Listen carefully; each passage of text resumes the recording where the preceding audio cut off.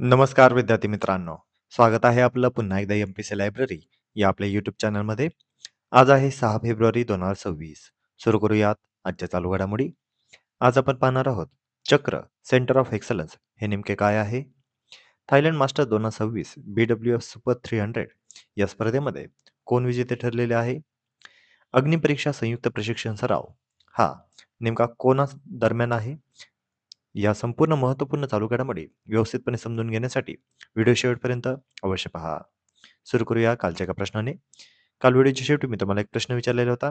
हरित महाराष्ट्र मिशन याचा कालावधी कोणता आहे? तर याचं योग्य उत्तर आहे पर्याय क्रमांक 2, 2025 ते 2030. आता आपण आजच्या दिनविशेषकडे वळूया. आज आहे 6 फेब्रुवारी. 6 फेब्रुवारी 1954. काश्मीर संविधान सभेचा ठराव हा आजच्या दिवशी पास झालेला होता. भारतात विलिनीकरणास व दिल्ली कराराला या ठरावान्वये मान्यता मिळालेली होती. कलम 370 हे आपल्या संविधानामधील काश्मीरच्या संविधानासंदर्भाचे आहे. 6 फेब्रुवारी 1956 संयुक्त महाराष्ट्र समितीची आजच्या दिवशी स्थापना करण्यात आली. पुण्यातील टिळक स्मारक मंदिर येथे झालेल्या केशवराव झेरे यांच्या अध्यक्षतेखालील सभेत या समितीची स्थापना करण्यात आली. समितीचे अध्यक्ष होते श्रीपाद अमृत डांगे. 6 फेब्रुवारी 1931 स्वराज्य पक्षाचे संस्थापक सदस्य कायदेपंडित मोतीलाल गंगाधर नेहरू यांच्या आजच्या दिवशी निधन झालेले होते. 6 फेब्रुवारी 2022 भारतीय जगप्रसिद्ध पार्श्वगायिका, भारतरत्न, पद्मविभूषण, पद्मभूषण, राष्ट्रीय चित्रपट दादासाहेब फाळके पुरस्कार विजेत्या लता मंगेशकर यांच्या आजच्या दिवशी निधन झालेले होते. 6 फेब्रुवारी 1890 खान अब्दुल गफार खान यांचा आज जन्मदिवस. त्यांना सरहद्द गांधी म्हणून देखील ओळखले जायचे. तसेच ते अहिंसक स्वातंत्र्य लढ्यातील एक महत्त्वाचे नेते देखील होते. तर विद्यार्थी मित्रांनो, हे होते आजचे दिनविशेष. आता आपण आजच्या चालू घडामोडींना सविस्तरपणे जाणून घ्यायला सुरुवात करूया. प्रश्न क्रमांक पहिला. चक्र सेंटर ऑफ एक्सलन्स कोणत्या संस्थेने सुरू केलेले आहे? पर्याय क्रमांक 1 RBI, पर्याय क्रमांक 2 सेबी, पर्याय क्रमांक 3 SBI आणि पर्याय क्रमांक 4 नीती आयोग. तर या प्रश्नाचे योग्य उत्तर आहे पर्याय क्रमांक 3 SBI. चक्र सेंटर ऑफ एक्सलन्स आता हे SBIने सुरू केलेले आहे. 31 जानेवारी 2026 या दिवशी त्यांनी हे सुरुवात केली आहे. याचं ठिकाण होतं मुंबई. उद्घाटन केलं नागराजू, DFS सचिव, भारत सरकार. या इनिशिएटिव्हचा नेमका उद्देश काय? तर भारतातील सनराईज सेक्टर्स म्हणजेच उदयोन्मुख जे काही क्षेत्रे आहेत यासाठी फायनान्सिंगला चालना देण्यासाठी हे इनिशिएटिव्ह सुरू करण्यात आलेले आहे. चक्र हे खालील 8 क्षेत्रांना फायनान्सिंगमध्ये मदत करेल. गुंतवणुकीचं लक्ष्य आहे 2030 पर्यंत 100 लाख कोटी. तसेच 5 वर्षांमध्ये 20 ते 22 ट्रिलियन कर्ज संधी देखील याद्वारे मिळणार आहे. पुढचा प्रश्न. थायलंड मास्टर्स 2026 मधील महिला एकेरी विजेत्या कोण ठरलेल्या आहेत? तर यासाठीचे पर्याय आहेत पर्याय क्रमांक 1 PV सिंधू, पर्याय क्रमांक 2 सायना नेहवाल, पर्याय क्रमांक 3 देविका सिहाग, पर्याय क्रमांक 4 गोह जिन विन. तर या प्रश्नाचे योग्य उत्तर आहे पर्याय क्रमांक 3 Devika Sihag. Thailand master badminton 2026 BWF super 300 ही स्पर्धा नुकतीच पार पडली. यातील महिला एकेरी विजेते आहेत देविका सिहाग, जी हरियाणा, भारत या ठिकाणची आहे. महिला एकेरी उपविजेती ठरलेली आहे गोह जिन वी, जी मलेशियाची आहे. स्पर्धेचं ठिकाण होतं थायलंड. स्पर्धा 27 जानेवारी ते 1 फेब्रुवारी 2026 या कालावधीमध्ये पार पडली. देविका सिहागने आपली पहिली सुपर 300 ही BWF वर्ल्ड टूर स्पर्धा जिंकलेली आहे.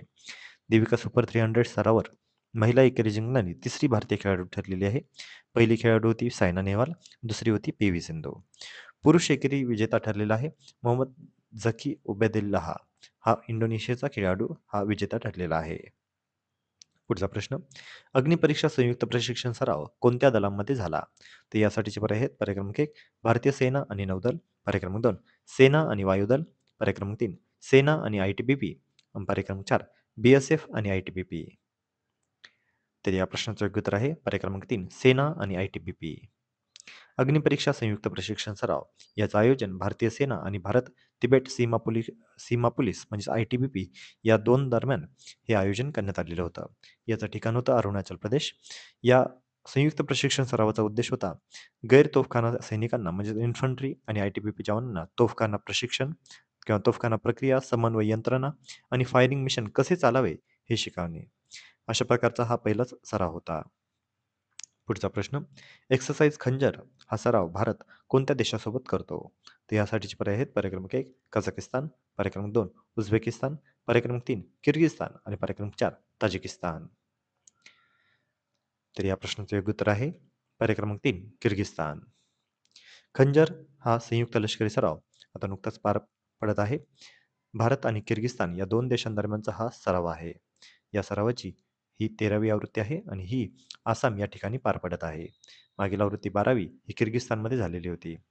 या वर्षीचा कालावधी आहे 4 फेब्रुवारी ते 17 फेब्रुवारी अशा 14 दिवसांचा हा सराव असणार आहे. दोन्ही देशांच्या स्पेशल फोर्सेसमधील इंटरऑपरेबिलिटी म्हणजेच एकत्र काम करण्याची क्षमता वाढवणे हा या सरावाचा उद्देश आहे. खंजा सरावाबद्दल थोडक्यात माहिती म्हणजे याची सुरुवात 2011 पासून झाली होती. आयोजन दरवर्षी करण्यात येतं. ठिकाण दोन्ही देशांमध्ये आलटून-पालटून होते. पुढचा प्रश्न. मणिपूरमध्ये राष्ट्रपती राजवट कोणत्या कलमानुसार लागू करण्यात आली होती? तर यासाठी पर्याय आहेत. पर्याय क्रमांक 1 कलम 352, पर्याय क्रमांक 2 कलम 355, पर्याय क्रमांक 3 कलम 356 आणि पर्याय क्रमांक 4 कलम 360. तर या प्रश्नाचं योग्य उत्तर आहे पर्याय क्रमांक 3 कलम 356. मणिपूरमधील राष्ट्रपती राजवट आता नुकतीच रद्द करण्यात आलेली आहे. राष्ट्रपती राजवट लागू केली होती गेल्या वर्षी 13 फेब्रुवारी 2025 या दिवशी मणिपूरमध्ये राष्ट्रपती राजवट लागू करण्यात आली होती आणि राष्ट्रपती राजवटीचं कलम आहे कलम 356 आपल्या संविधानानुसार. मणिपूरमध्ये 11वी राष्ट्रपती राजवट होती आणि ही राष्ट्रपती राजवट आता समाप्त झाल्यानंतर युमनाम खेमचंद यांनी मणिपूरचे 13वे मुख्यमंत्री म्हणून शपथ देखील घेतलेली आहे. विशेष बाब म्हणजे मैतेई समाजाचे मुख्यमंत्री तर नागा समाजातून लोसी आणि कुकी समाजातून नेमचा यांची उपमुख्यमंत्री म्हणून नियुक्ती करण्यात आलेली आहे. 356 दिवसानंतर मणिपूरमधील राष्ट्रपती राजवट हटवण्यात आलेली असून राज्यामध्ये लोकशाही मार्गाने सत्ता स्थापन करण्यात आलेली आहे. त्यामुळे लक्षात घ्या मणिपूर या राज्यामध्ये आता राष्ट्रपती राजवट होती ती आता रद्द करण्यात आलेली आहे आणि त्या ठिकाणी आता युमनाम खेमचंद हे भाजपचे 13वे मुख्यमंत्री म्हणून त्यांनी आता शपथ घेतलेली आहे. तर विद्यार्थी मित्रांनो या होत्या आजच्या चालू घडामोडी.